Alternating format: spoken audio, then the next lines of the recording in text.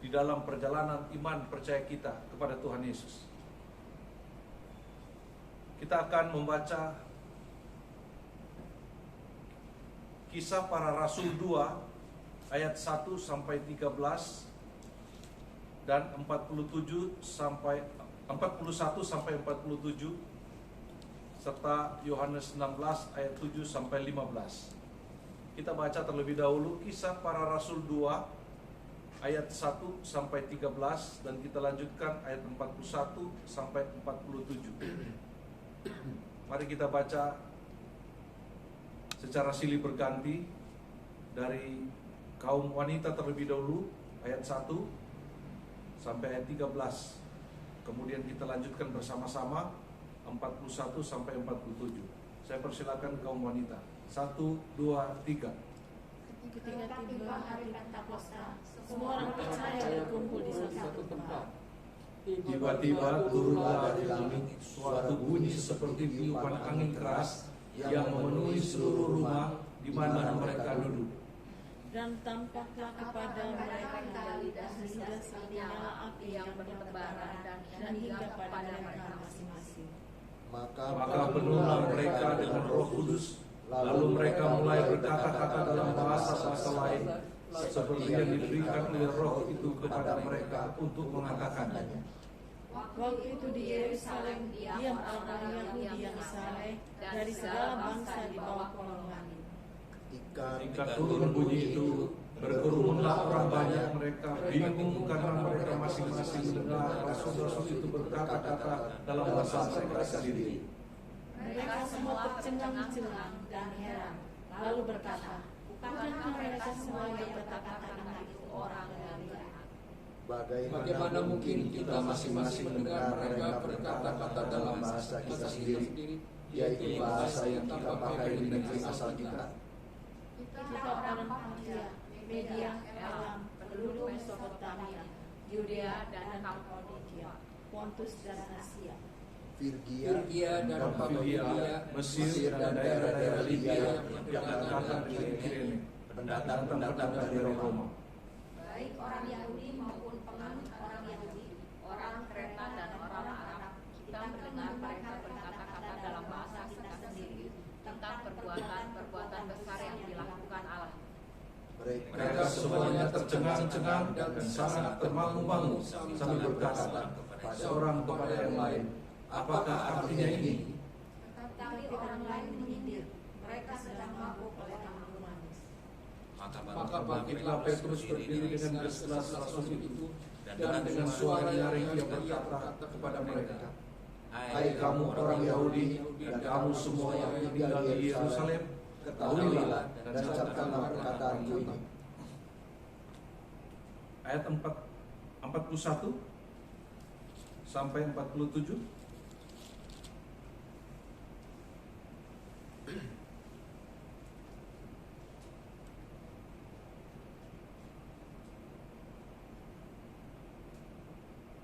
Ayat 41 sampai 47. 1, 2, 3 sama-sama. Orang-orang yang menerima perkataan itu memberi diri dibaptis, dan pada hari itu jumlah mereka bertambah kira-kira 3.000 jiwa. Mereka bertekun dalam pengajaran rasul-rasul dan dalam persekutuan, dan mereka selalu berkumpul untuk memecahkan roti dan berdoa. Maka ketakutanlah mereka semua, dan rasul-rasul itu mengadakan banyak mujizat dan tanda. Dan semua orang yang telah menjadi percaya tetap bersatu, dan segala kepunyaan mereka adalah kepunyaan bersama. Dan selalu ada dari mereka yang menjual harta miliknya, lalu membagi-bagikannya kepada semua orang sesuai dengan keperluan masing-masing. Dengan bertekun dan dengan sehati mereka berkumpul setiap hari dalam bait Allah. Mereka memecahkan roti di rumah masing-masing secara bergilir dan makan bersama-sama dengan gembira dan dengan tulus hati, sambil memuji Allah, dan mereka disukai semua orang, dan tiap-tiap hari Tuhan menambah jumlah mereka dengan orang yang diselamatkan. Yang terakhir kita baca Yohanes 16 ayat 7 sampai 15. Yohanes 16 ayat 7 sampai 15. Sama-sama. 1, 2, 3. Namun benar yang kukatakan ini kepadamu adalah lebih berguna bagi kamu jika aku pergi. Sebab kalau aku tidak pergi, penghibur itu tidak akan datang kepadamu. Tetapi jikalau aku pergi, aku akan mengutus dia kepadamu. Dan kalau ia datang, ia akan mengisahkan dunia akan dosa, kebenaran dan penghakiman. Akan dosa, karena mereka tetap tidak percaya kepadaku. Akan kebenaran, karena aku pergi kepada Bapa dan kamu tidak melihat aku lagi. Akan penghakiman, karena penguasa dunia ini telah dihukum. Masih banyak hal yang harus kukatakan kepadamu, tetapi sekarang kamu belum dapat menanggungnya. Tetapi apabila ia datang, yaitu Roh kebenaran, ia akan memimpin kamu ke dalam seluruh kebenaran. Sebab ia tidak akan berkata-kata dari dirinya sendiri, tetapi segala sesuatu yang didengarnya, itulah yang akan dikatakannya. Dan ia akan memberitakan kepadamu hal-hal yang akan datang. Ia akan memuliakan aku, sebab ia akan memberitakan kepadamu apa yang diterimanya daripadaku. Segala sesuatu yang Bapa punya adalah aku punya. Sebab itu aku berkata, ia akan memberitakan kepadamu apa yang diterimanya daripadaku. Jemaat yang dikasihi Tuhan, pada hari Pentakosta pertama, Roh Kudus diberikan Tuhan kepada dunia ini untuk kita orang Kristen. Selama 40 hari di dunia setelah kebangkitan Tuhan Yesus, berulang kali dia menyatakan diri kepada para murid bahwa ia adalah Tuhan yang hidup, Tuhan yang hebat, Tuhan yang berkuasa. Bahkan ia bisa menembus tembok yang tertutup. Itulah tubuh kemuliaan Kristus. Ia tidak mampu ditahan oleh maut, tidak dapat dicengkram oleh kuasa iblis. Ia sudah bangkit, melebihi segala keterbatasan dan menyatakan hidup yang menjadi pengharapan di tengah umat manusia. Setelah itu, ia naik ke sorga dengan pesan, tunggu di Yerusalem, jangan pergi, melainkan berdoalah hingga Roh Kudus turun atasmu. 10 hari kemudian Roh Kudus turun ke dalam dunia pada hari Pentakosta. Kita baru menyelesaikan doa 10 hari karena kita mau mengikuti pola di dalam Alkitab. 10 hari itu menunggu pada waktu itu Roh Kudus turun dan kita isi dengan doa, dan ini sangat penting sekali. Sangat jarang gereja yang berdoa 10 hari menantikan atau mau memperingati perayaan Pentakosta. Hari Pentakosta dalam bahasa Yunaninya berasal dari kata pente, yang artinya 5, yang dalam bahasa Indonesia diterjemahkan sebagai penta. Dari kata pente, 5 itu berkembang kata pentekonta, 50. Pentakoi kosioi, 500. Dan pentakisilioi, 5000.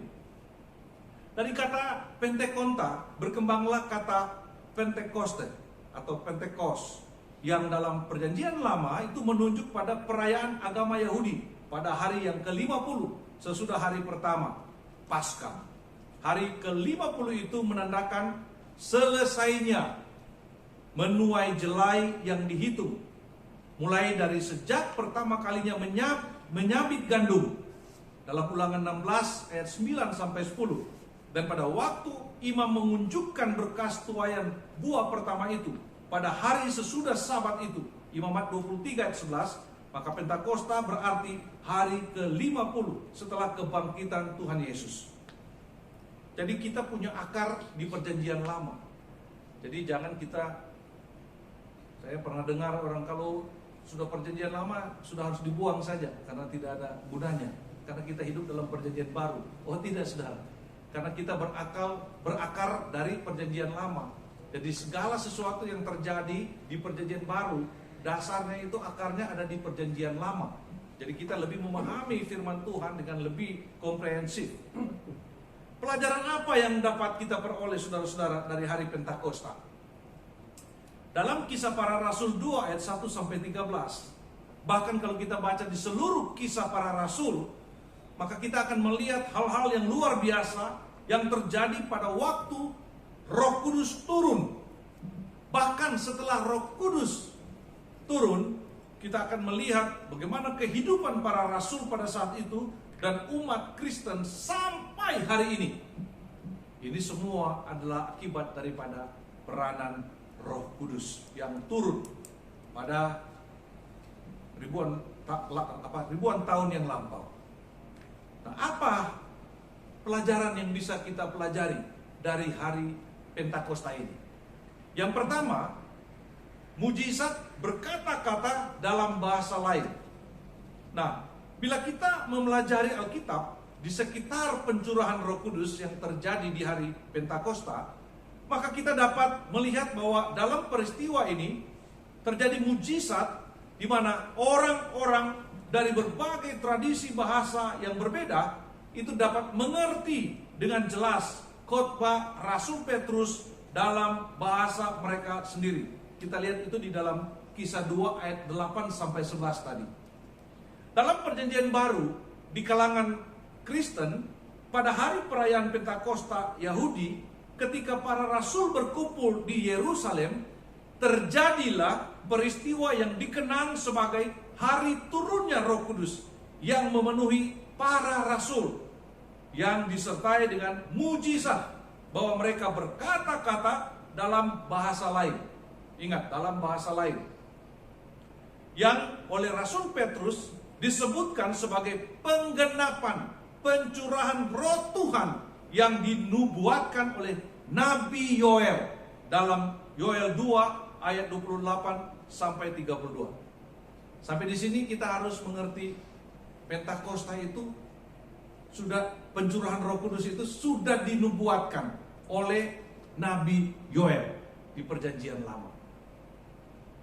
Jadi sampai di sini hari Pentakosta atau peristiwa Pentakosta, apakah ada Pentakosta ketiga? Apakah ada Pentakosta keempat? Kalau ada Pentakosta ketiga, maka manusia akan bikin Pentakosta keempat, kelima, keenam, ketujuh. Ini banyak pengkhotbah-pengkhotbah hari ini yang asal ngomong dan sembarang, tidak punya dasar, hanya sesuka-suka hatinya. Ya, saya suka dengar di YouTube itu pendeta-pendeta yang selalu bicara di mimbar itu, selalu bicara dengan keyakinan penuh ada Pentakosta ketiga. Apalagi mengacu kepada peristiwa di Azusa Street di Amerika. Kita berdiri di atas firman atau di atas pengalaman? Pengalaman itu tidak sama sekali bisa dipakai untuk menyusun satu teologi. Kita menyusun teologi, doktrin itu berdasarkan dari firman Allah.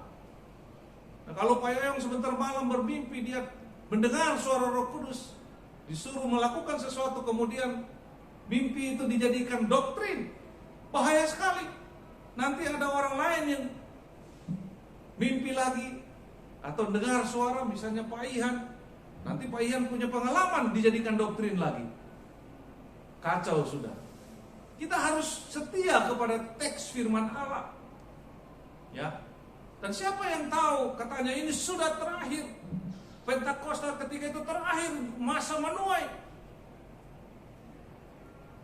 Tapi banyak sekali jemaat yang suka kepada pendeta-pendeta kontroversial. Karena itu kan tidak ada di Alkitab. Jadi orang melihat ini sesuatu yang baru. Kalau baru itu, wah ini pendeta hebat penggaliannya. Padahal dia sedang mimpi, dia sedang berhalusinasi, dia membuat satu cerita yang baru. Saudara-saudara, jadi turunnya Roh Kudus ini sudah dinubuatkan di Nabi Yoel, ya, itu ada dasarnya. Dan setelah di Kisah Para Rasul, kapan dikatakan ada Pentakosta lagi? Tidak ada. Tapi orang-orang berani mengatakan ada Pentakosta ketiga. Sebenarnya pendeta-pendeta model begini jangan diikuti lagi tuh, ditinggalkan, karena itu bohong, penuh halusinasi, dan sangat-sangat menyesatkan orang-orang yang mendengar firman Tuhan. Akhirnya orang menunggu terus kedatangan Roh Kudus. Sudah datang Roh Kudus, masih ditunggu-tunggu terus. Sama orang Yahudi menunggu Mesias, padahal Mesias sudah datang. Sangat menyedihkan. Nah, mujizat ini dapat kita lihat di dalam Kisah Para Rasul 2 ayat 6 sampai 11 yang tadi. Ketika turun bunyi itu, berkerumunlah orang banyak Mereka bingung karena mereka masing-masing mendengar rasul-rasul itu berkata-kata dalam bahasa mereka sendiri. Yang datang di situ banyak orang Partia, Arab lagi dikatakan. Tapi tidak ada Hamas di situ ya. Berkerumunlah orang banyak. Mereka bingung karena mereka masing-masing mendengar rasul-rasul itu berkata-kata dalam bahasa mereka sendiri. Mereka semua tercengang-cengang dan heran. Lalu berkata, bukankah mereka semua yang berkata-kata itu orang Galilea? Jadi para rasul ini kan orang Galilea. Bagaimana mungkin kita masing-masing mendengar mereka berkata-kata dalam bahasa kita sendiri, yaitu bahasa yang kita pakai di negeri asal kita. Kita orang Partia, Media, Elam, penduduk Mesopotamia, Yudea, Kapadokia, Pontus dan Asia, Frigia dan Pamfilia, Mesir dan daerah-daerah Libya yang berdekatan dengan Kirene.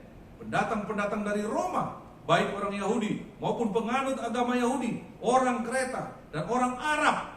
Kita mendengar mereka berkata-kata dalam bahasa kita sendiri tentang perbuatan-perbuatan besar yang dilakukan Allah. Dahsyat, saudara-saudara. Seperti saya di sini sedang pakai bahasa Indonesia, tapi kalau jemaat di sini ada yang dari barat, dari timur, dari Korea, dia dengar, ditranslate langsung oleh Roh Kudus. Ini pekerjaan yang dahsyat. Ya, menarik di sini dikatakan ada orang Arab. Jadi orang Kristen itu sudah jauh duluan ada di Arab, sebelum ada agama yang lain yang baru muncul. Amin. Jadi jangan pikir di Arab itu agama yang duluan itu Kristen. Ini suatu keajaiban yang di luar akal pikiran. Kalau teknologi sekarang kan, kalau kita dengar atau lihat di PBB orang berbicara kan pakai ini semua kan, earphone. Begitu bicara di sini ada yang terjemahkan di sana. Tapi ini tidak, saudara. Berarti belum ada alat yang secanggih Roh Kudus, saudara. Amin, saudara. Amin. Sekarang secanggih apapun kita bicara masih diterjemahkan dulu baru masuk ke telinga kita. Tapi saat itu rasul-rasul berbicara pakai bahasa Galilea, tetapi yang didengar langsung adalah bahasa mereka sendiri. Orang Arab mendengar suaranya rasul itu, pengertiannya bahasa Arab. Dan itu ada beberapa bahasa di situ. Dan itu langsung didengar, luar biasa. Berikan kemuliaan dulu untuk Roh Kudus, saudara. Dan kuasa itu masih ada sampai hari ini. Dahsyatnya pribadi Allah Tritunggal yang ketiga ini. Jadi jangan pernah takut setakut-takutnya di dalam dunia ini, karena kita yang sudah percaya sungguh-sungguh kepada Yesus itu sudah punya Roh Kudus. Dan kalau dia bekerja memang di luar akal pikiran manusia, bukan tidak masuk akal. Akal tidak masuk, akal tidak pernah bisa menerima karena terlalu canggih, terlalu dahsyat. Jadi karena itu kita sebagai orang percaya beriman teguh, terus maju karena kita punya Allah Roh Kudus yang selalu menyertai kita. Namun demikian ada pengkhotbah-pengkhotbah dari gereja-gereja tertentu yang menjadikan kitab Kisah Para Rasul ini menjadi satu norma. Apa normanya? Nah, ini saya perlu kasih beritahu kepada kita semua. Mereka buat Kisah Para Rasul ini menjadi norma baptisan roh yang harus disertai dengan bahasa roh atau bahasa lidah. Nah, ini kita harus paham. Tadi sudah dijelaskan tadi bahasa-bahasa lain itu bahasa Arab maksudnya, ada bahasa Elam, Mesopotamia, ya. Tetapi para pengkhotbah itu mengatakan satu norma. Jadi kitab Para Rasul itu dijadikan norma untuk doktrin yang mereka namakan baptisan roh dan harus disertai dengan bahasa roh atau bahasa lidah. Kita menolak klaim ini. Kenapa? Karena mereka tidak pernah konsisten menjadikan norma tersebut. Ya, tidak pernah konsisten menjadikan norma itu. Kalau mereka mau konsisten, saudara, maka baptisan roh harus juga disertai dengan fenomena-fenomena yang tertulis dalam Kisah Para Rasul 2 ayat 1-4. Yaitu apa, saudara? Harus ada tanda-tanda lain seperti bunyi tiupan angin keras dan ada lidah-lidah seperti nyala api. Kenapa mereka hanya mengatakan baptisan roh disertai dengan bahasa roh? Tidak konsisten. Kalau mau mengatakan seperti itu, harus menyertakan dengan fenomena-fenomena ini. Jadi setiap orang yang mengalami baptisan roh bukan hanya bisa berbahasa roh harusnya, maka ada lidah-lidah api yang menyertai. Ada bunyi suara angin keras. Tapi hari ini di mana itu? Siapa yang bisa tunjukkan?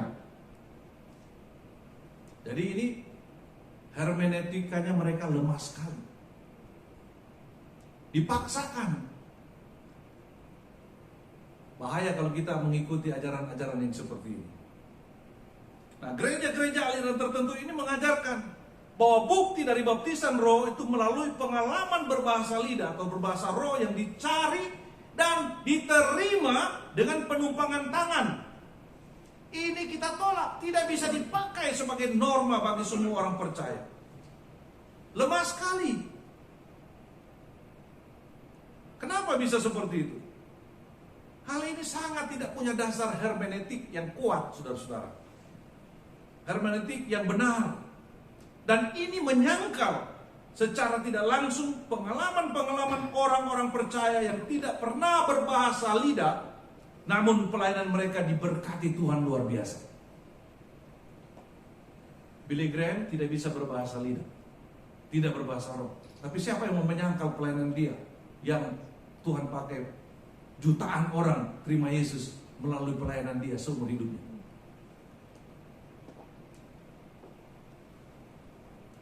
Banyak tokoh-tokoh yang luar biasa, tokoh-tokoh Kristen yang tidak berbahasa roh, tidak berbahasa lidah, tapi dipakai Tuhan dengan pelayanan misi yang hebat, menjangkau dunia ini. Ini harus kita mengerti, saudara.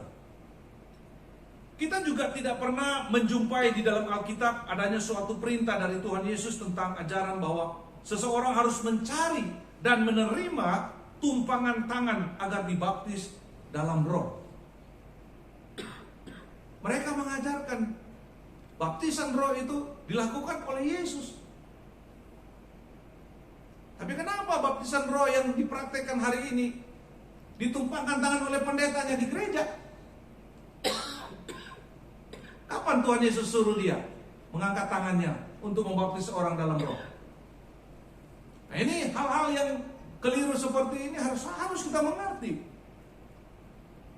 Maka perlu sekali kita pahami bahwa baptisan roh bukanlah pengalaman kedua, bukan second blessing, bukan yang mengikuti dan berbeda dari pertobatan atau kelahiran baru atau regenerasi yang harus dicari oleh orang-orang percaya. Baptisan roh adalah pengalaman yang sekali dan selamanya, di mana setiap orang yang sudah dilahirbarukan oleh Roh Kudus saat itu sudah dipersatukan dengan Tuhan Yesus dan menjadi anggota tubuhnya yaitu gereja, tanpa memerhatikan lagi status, gender, budaya, dan status sosial serta pendidikan. Kenapa? Karena dikatakan dalam 1 Korintus 12 ayat 13. Sebab dalam satu roh kita semua, baik orang Yahudi maupun orang Yunani, baik budak maupun orang merdeka, telah dibaptis menjadi satu tubuh, dan kita semua diberi minum oleh satu roh. Perhatikan kalimat ini, 1 Korintus 12 ayat 13. Sudah dibaptis oleh satu roh, gak dibaptis ulang-ulang. Di dalam Alkitab itu pembaptisan hanya satu kali, tidak ada baptisan-baptisan lainnya. Kemudian baptisan roh bukanlah pemenuhan roh, saudara. Ini penting sekali, harus kita mengerti.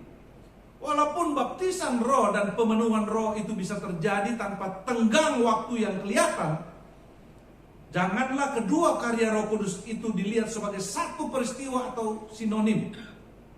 Beda, saudara. Baptisan roh terjadi sekali saja, sedangkan pemenuhan roh harus berlangsung terus-menerus. Baptisan roh bukan suatu perintah, sedangkan pemenuhan roh adalah perintah. Hendaklah kamu dipenuhi dengan roh. Itu beda. Baptisan roh sekali, itu pekerjaan Roh Kudus sendiri yang melahirbarukan kita. Kita sudah pelajari selama doa 10 hari, kan? Jadi baptisan roh itu bukan suatu perintah, sedangkan pemenuhan roh itu adalah perintah. Baptisan roh adalah peristiwa historis Sedangkan pemenuhan roh adalah peristiwa sehari-hari. Jadi baptisan roh berkaitan langsung dengan keselamatan hidup kekal kita. Sedangkan pemenuhan roh berkaitan langsung dengan pelayanan kita. Nah, ini kita mengerti sekali sekarang. Jadi waktu Roh Kudus bekerja melahirbarukan kita, itu namanya Roh Kudus sudah roh bekerja membaptis kita untuk keselamatan hidup kekal itu sekali seumur hidup. Tidak pernah ada usaha manusia di sana. Bukan sinergi, saudara. Jadi baptisan roh yaitu karya Roh Kudus bekerja di dalam hati manusia yang gelap, yang belum mengenal Tuhan, dan dia bekerja di sana di dalam hati manusia sehingga manusia boleh percaya kepada Yesus. Itu baptisan roh yang melahirbarukan kita. Tetapi dalam pelayanan, nah ini penting. Ada satu pertanyaan yang harus kita selesaikan, saudara-saudara. Kenapa? Karena yang tadi saya sebut, gereja-gereja tertentu memisahkan karya Roh Kudus yang melahirbarukan dengan karya Roh Kudus yang membaptis. Itu dua peristiwa yang berbeda.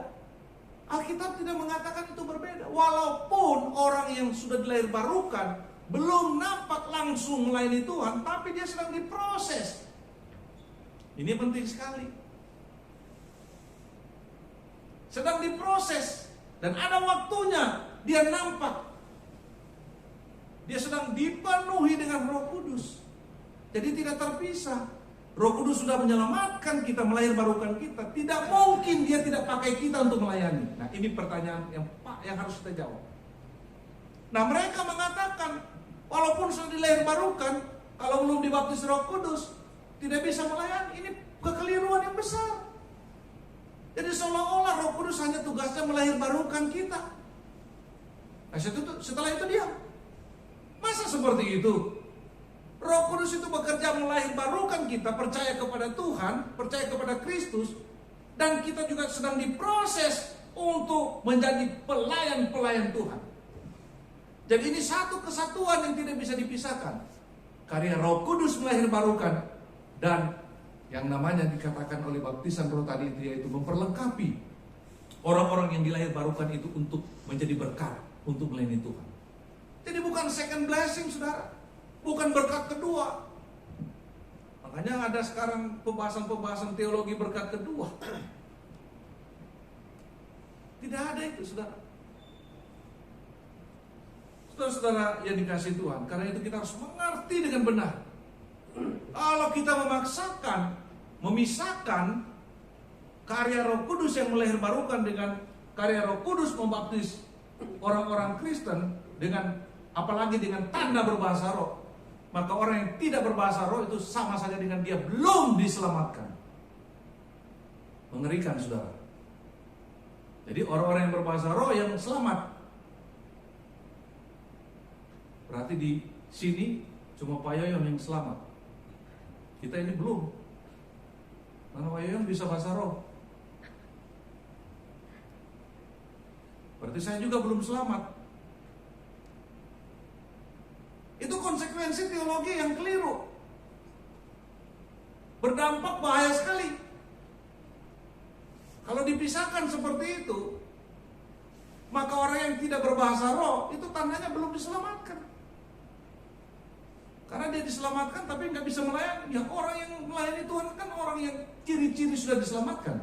Betul tidak?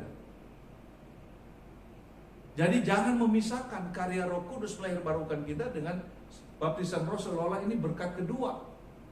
Waktu dia dilahirbarukan, itu peristiwa sejarah. Tapi yang sekarang ini harus ada lagi baptisan roh. Dan anehnya, siapa yang mau baptis jemaat baptisan roh? Siapa? Pendeta. Kapan dia disuruh? Jadi ini satu rangkaian, saudara-saudara. Karya Roh Kudus melahirbarukan kita itu Roh Kudus terus bekerja secara progresif, ya, memperlengkapi kita. Dia bekerja dulu melahirbarukan, menghidupkan yang sudah mati ini. Setelah hidup percaya Yesus, dia terus menambahkan karunia-karunia. Nah, kalau namanya bahasa roh itu karunia, tetapi itu sudah menjadi kewajiban, itu bukan karunia. Betul tidak? Kalau mereka mengatakan baptisan roh, buktinya disertai dengan bahasa roh, harus. Ya kalau sudah harus, itu bukan lagi karunia. Sedangkan bahasa roh itu karunia. Masa nggak diangkat kita ini? Kalau sesuatu yang sudah wajib bukan karunia. Kalau Tuhan wajib selamatkan kita, bukan lagi karunia keselamatan. Wah, banyak hal-hal yang keliru yang jemaat hari ini, jemaat Kristen, khususnya jemaat Kristen Indonesia ini yang masih memegang ajaran-ajaran begini. Akhirnya di dalam gereja itu terjadi kelas-kelas rohani. Yang berbahasa roh itu derajatnya lebih tinggi, bahkan lebih posisinya sudah diselamatkan, sementara yang lain itu belum diselamatkan, posisinya masih rendah karena belum bisa melayani.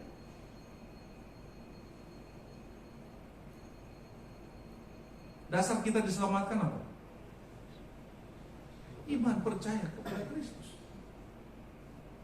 Kenapa kita pakai aturan-aturan yang dibuat oleh manusia dengan menafsir dengan cara-cara yang tidak benar? Saudara, itu yang pertama yang kita harus mengerti, ya, bahwa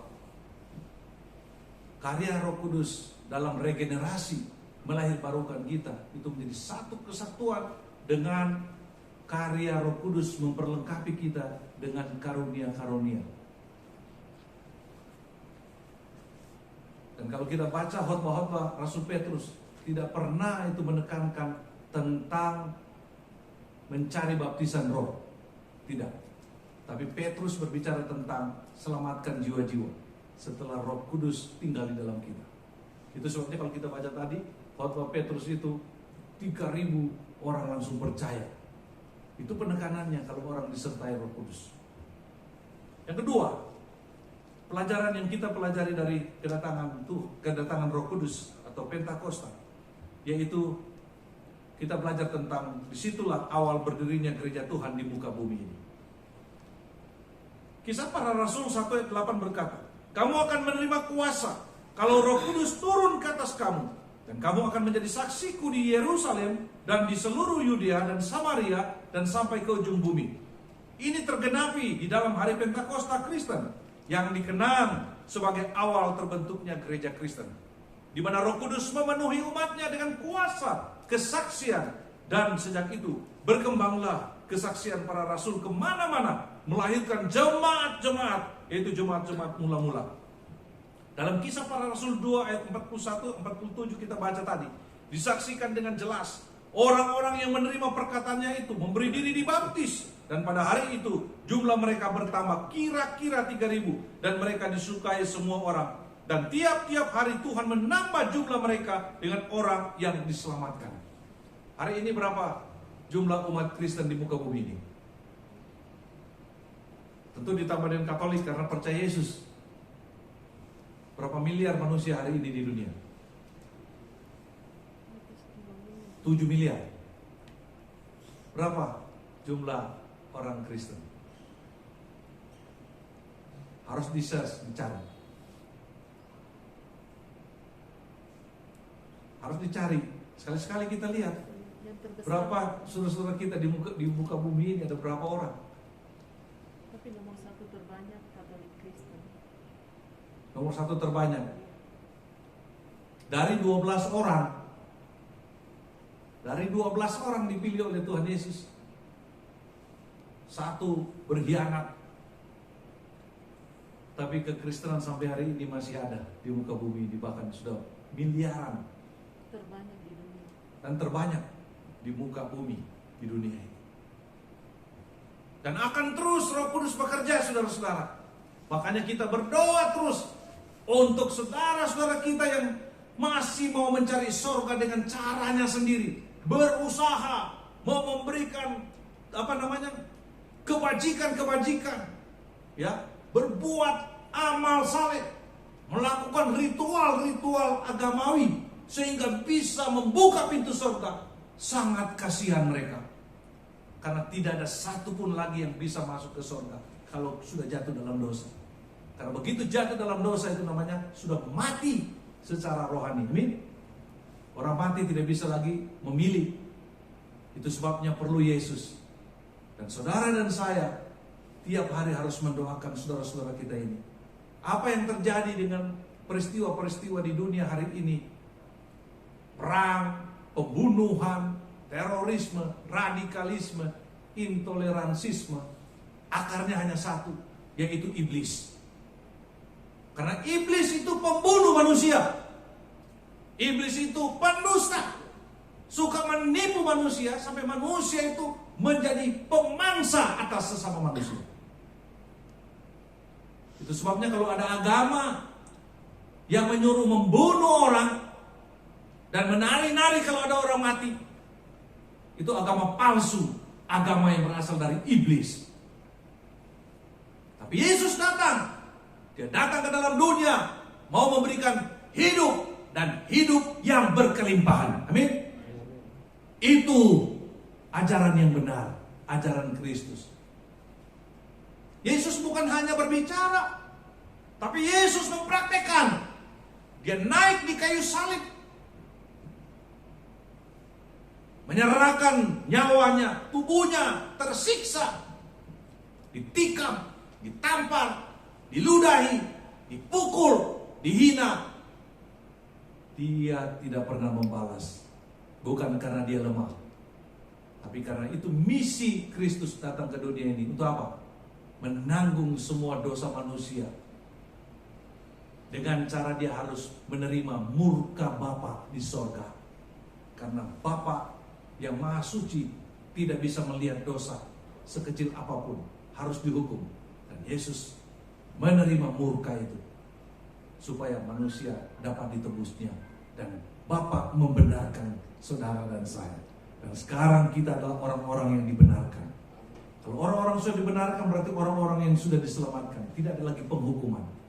Ini yang membuat kita bersuka cita dan bersorak-sorai. Jadi Pentakosta kita bisa pelajari. Disitulah awal berdirinya gereja Tuhan di muka bumi ini. Dan gereja tidak bisa dimusnahkan oleh siapapun juga.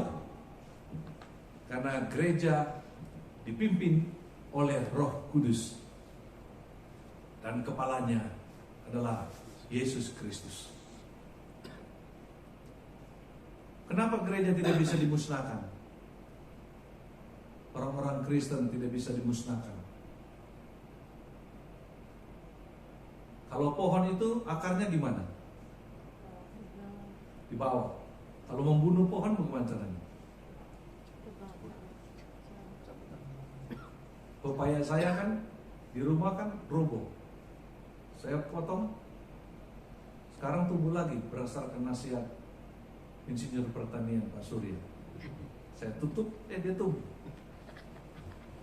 Tapi kalau mau matikan dia betul-betul dia tumbuh lagi, ya dicabut akarnya. Tapi kekristenan akarnya di mana? Di surga. Di surga. Siapa yang sudah pernah naik di surga kemudian dia tebas-tebas akarnya dan gereja mati? Jangan main-main saudara.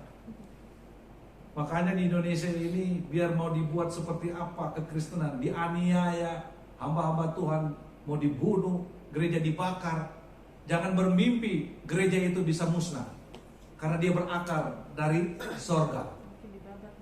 Semakin dibabat semakin merambat, karena itu bukan pekerjaan manusia, tapi itu pekerjaan Roh Kudus. Amin. Bersemangat terus kita jadi orang Kristen.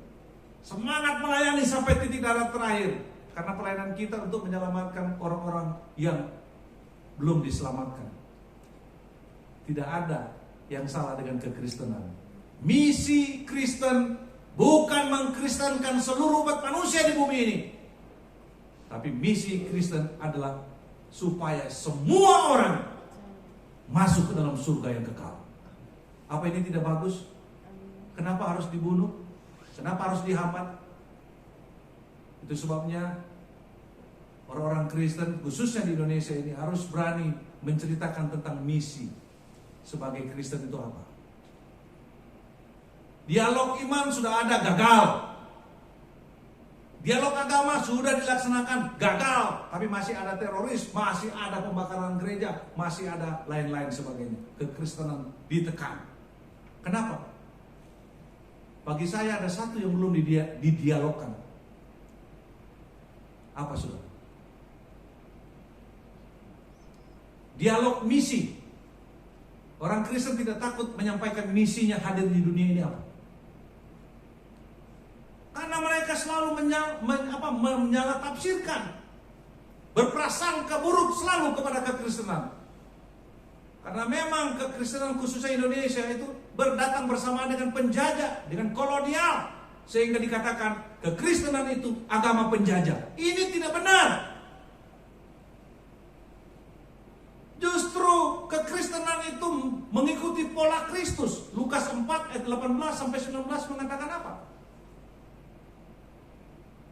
Roh Kudus ada di dalamku, kata Yesus, untuk memberitakan kabar baik, untuk membebaskan semua tawanan.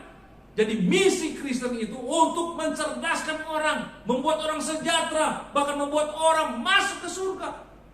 Kenapa harus dimusuhi? Kenapa kekristenan ditakuti? Kenapa kekristenan harus dibabat?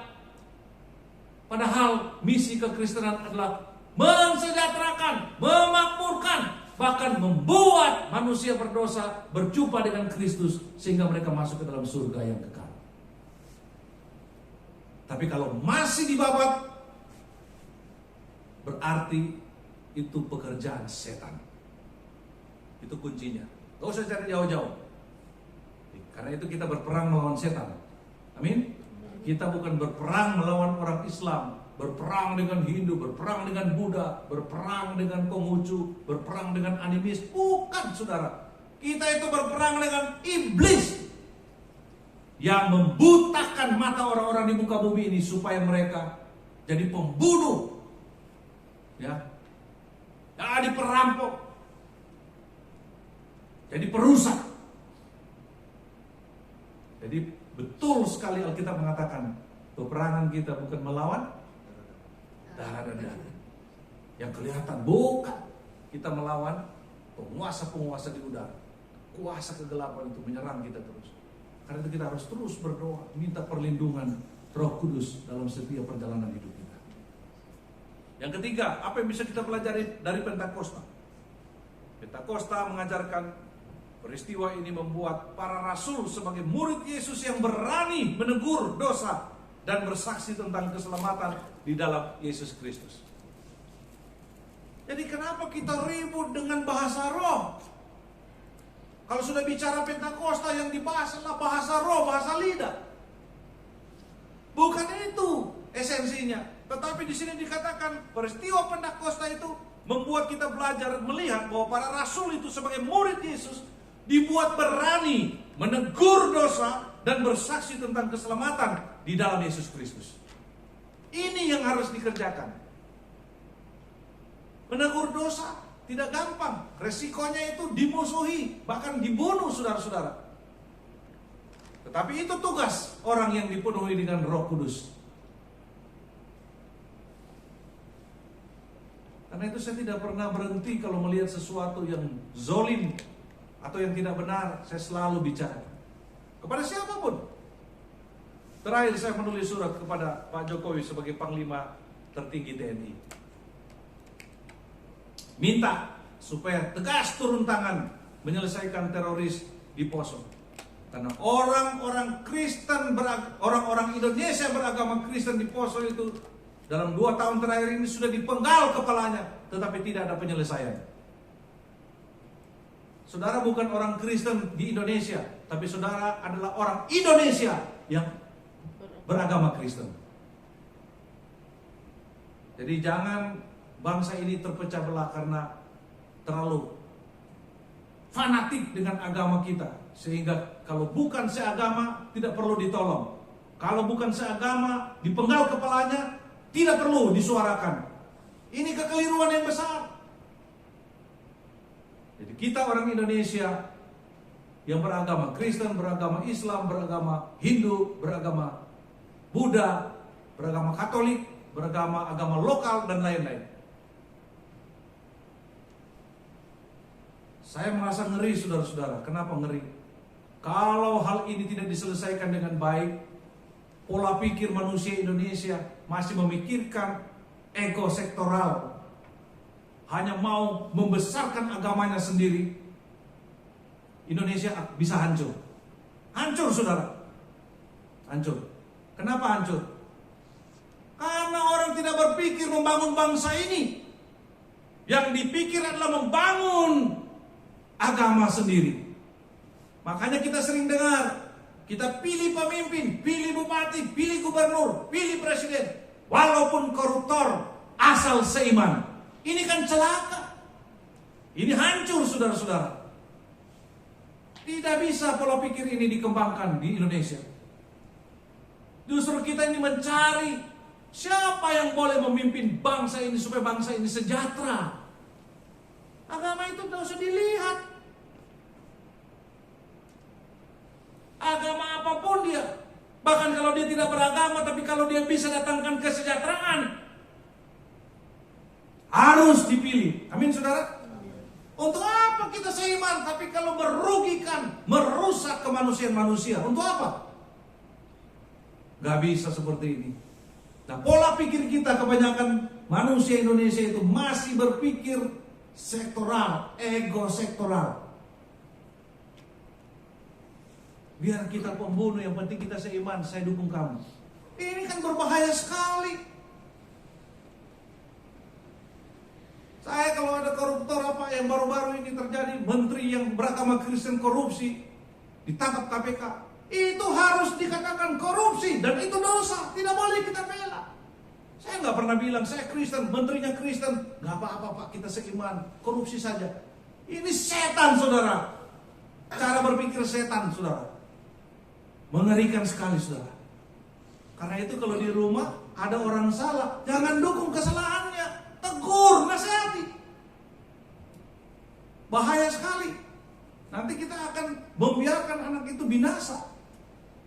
Ya kalau di rumah no problem, tapi kalau dia ada di rumah orang lain bisa dibunuh. Nah, saudara-saudara, Pentakosta membuat jadi berani menegur dosa supaya orang jangan masuk ke dalam neraka, tetapi bersaksi tentang keselamatan ada di dalam Yesus. Kenapa keselamatan itu hanya ada di dalam Yesus?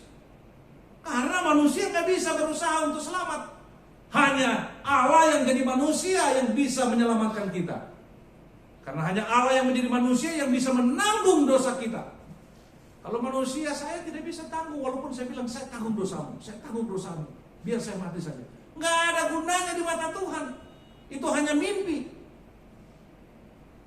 Tapi kalau Tuhan, dia bilang, saya ampuni dosamu, itu benar. Kenapa? Karena hanya dia yang tidak berdosa yang bisa menanggung dosa manusia. Amin. Berikan kemuliaan untuk Tuhan kita Yesus Kristus, saudara. Itu keselamatan itu hanya ada di dalam Yesus. Ini orang-orang yang dengar rekaman ini harus bertobat, terima Yesus. Harus terima Yesus. Kalau tolak Yesus, apalagi menghina Yesus, pasti kamu masuk neraka. Pasti, bukan kata saya, kata firman Tuhan. Untuk apa kita dapat kekayaan di muka bumi ini?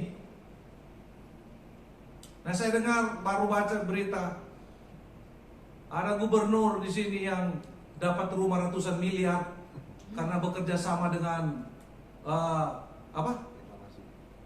reklamasi dengan pengusaha Dubai. Dia bilang, oke, saya kasih uang, asal kasih proyek, ikut direklamasi. Saya mau beritahu, kamu masuk neraka. Untuk apa rumah ratusan miliar? Kalau kau dibakar di dalam api neraka selama-lamanya. Lebih baik tinggal di gubuk, tapi kita masuk surga. Amin. Jadi saudara yang belum ada rumah, jangan jadi orang Kristen yang minder, malu, terus merasa diri tidak berguna. Saudara, kalau kita sudah terima Yesus, rumah kita tidak bisa dinilai harganya. Di surga yang kekal, bukan triliunan, tidak bisa dihitung. Apa tidak bangga kita punya Tuhan Yesus seperti ini. Kasihan banyak pejabat Indonesia ini yang senang-senang sementara, tapi dia tahu itu dosa, tapi dia nikmati. Terima uang haram, dia nikmati. Dia lupa nafasnya itu ada di tangan Tuhan Yesus. Kalau dicabut habis.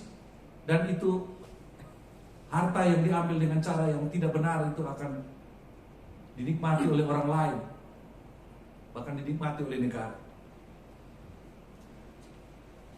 Kemudian saudara-saudara,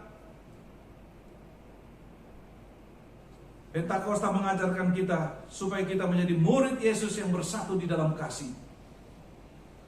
Kita baca ayat 42 sampai 46, lihat luar biasa. Mereka bertekun dalam pengajaran rasul-rasul dan dalam persekutuan, dan mereka selalu berkumpul untuk memecahkan roti dan berdoa. Maka ketakutanlah mereka semua. Sedang rasul-rasul itu mengadakan banyak mujizat dan tanda, dan semua orang yang telah menjadi percaya tetap bersatu, dan segala kepunyaan mereka adalah kepunyaan bersama. Dan selalu ada dari mereka yang menjual harta miliknya, lalu membagi-bagikannya kepada semua orang sesuai dengan keperluan masing-masing. Dengan bertekun dan dengan sehati mereka berkumpul tiap-tiap hari dalam bait Allah. Mereka memecahkan roti di rumah masing-masing secara bergilir dan makan bersama-sama dengan gembira dan dengan tulus hati.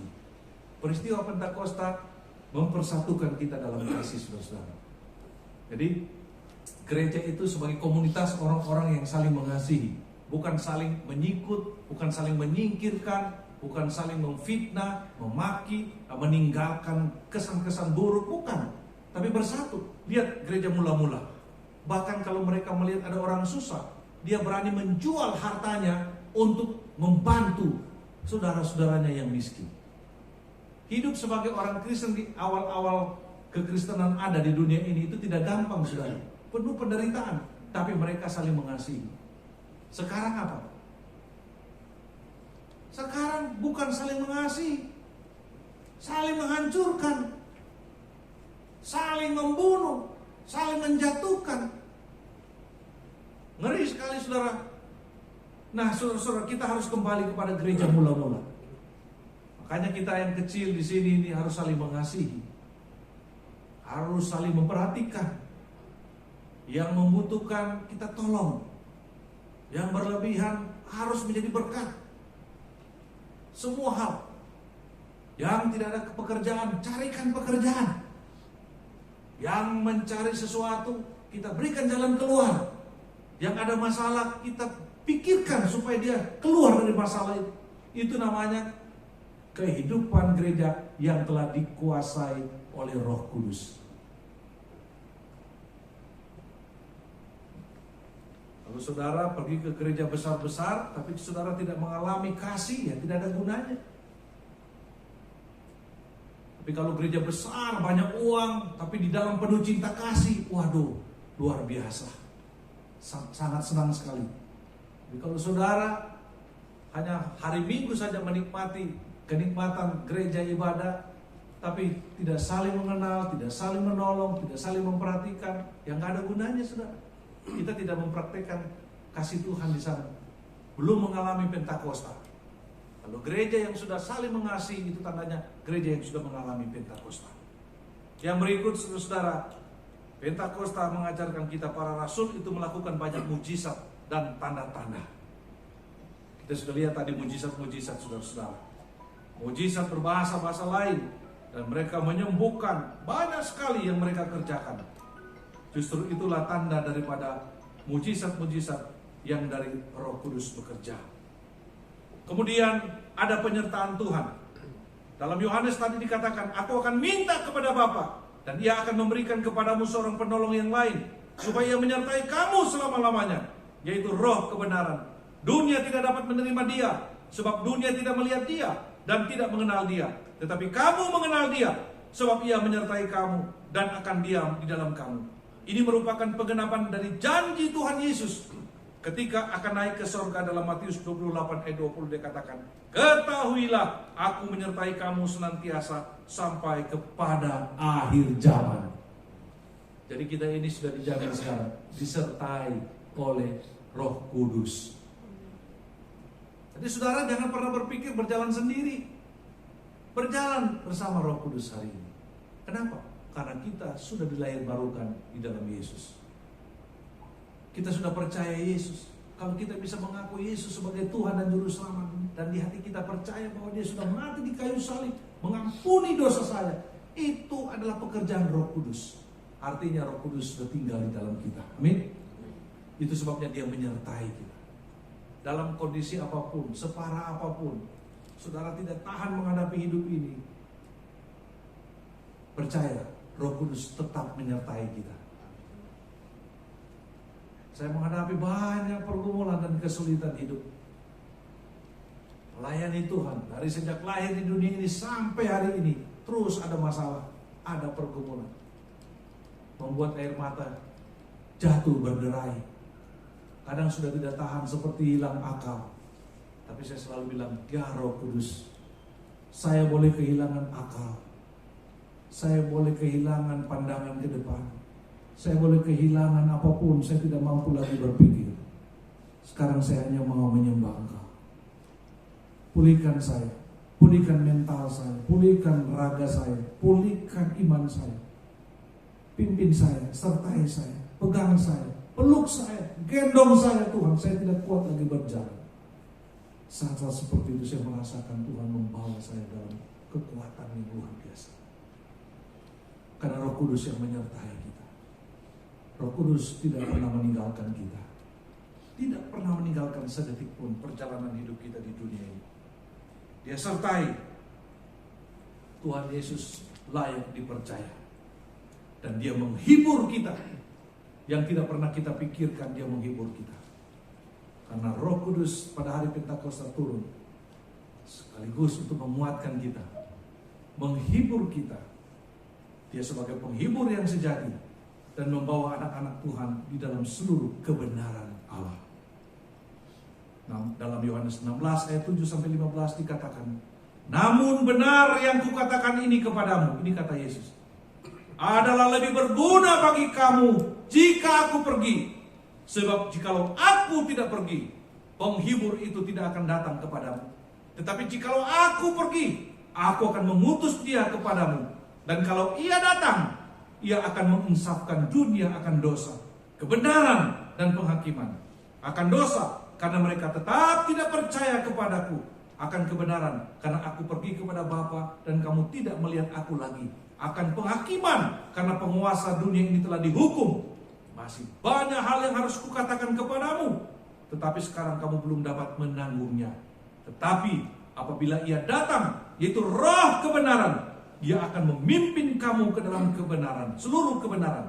Sebab ia tidak akan berkata-kata dari dirinya sendiri, tetapi segala sesuatu yang didengarnya, itulah yang akan dikatakannya. Dan ia akan memberitakan kepadamu hal-hal yang akan datang. Ia akan memuliakan aku, sebab ia akan memberitakan kepadamu apa yang diterimanya daripadaku. Segala sesuatu yang Bapa punya adalah aku punya. Sebab itu aku berkata, dia akan memberitakan kepadamu apa yang diterimanya daripadaku. Jemaat yang dikasihi Tuhan, hari ini kita merayakan Pentakosta. Bukan lagi menunggu Roh Kudus turun di dalam kita, tidak. Semua di sini sudah percaya Yesus karena sudah dilahirbarukan oleh Roh Kudus. Roh Kudus sudah tinggal di dalam kita. Hari ini, di saat-saat kita merayakan memperingati hari Pentakosta, mari kita datang memohon anugerah dan belas kasihan Roh Kudus menyertai kita. Di momen hari ini, mungkin saudara-saudara punya pergumulan pribadi yang sangat berat, yang tidak bisa saudara sampaikan kepada siapapun. Tapi saudara bisa sampaikan kepada Roh Kudus hari ini, yang sudah turun di dalam hidup kita, yang sudah tinggal di dalam kita. Apapun masalah saudara, kesulitan hidup saudara, ketakutan saudara dan saya, apapun itu, jangan saudara malu untuk mengungkapkan itu kepada Kristus, kepada Roh Kudus yang diutus Kristus. Berbicaralah saat ini. Mintalah apa yang menjadi kerinduan saudara. Ini hari Pentakosta hari ini. Saudara tertekan dengan apa? Saudara berat dengan apa? Saudara rindu dengan apa? Mari kita sama-sama datang kepada Roh Kudus. Barangkali hari ini, hari di mana Roh Kudus mau menjamah saudara dan saya, mau memberkati kita, mau memberi yang kita rindukan. Dia Allah yang berdaulat, tidak bisa kita paksa. Tetapi mungkin di hari Pentakosta yang kita rayakan hari ini, sore ini dan malam ini, Dia mau mendengar permohonan kita. Dia mau menolong kita. Dia mau memberkati kita. Mari kita berbicara muka dengan muka, berhadapan muka dengan Roh Kudus saat ini. Mari saya mengundang saudara-saudara untuk tundukkan kepala, kita mau berdoa bersama. Bagi saudara-saudara yang punya keinginan dan kerinduan yang terdalam, dan saudara mau meminta kepada Roh Kudus, saya undang saudara bangkit berdiri di tempat. Saya mau berdoa dan saudara juga berdoa. Ungkapkan semua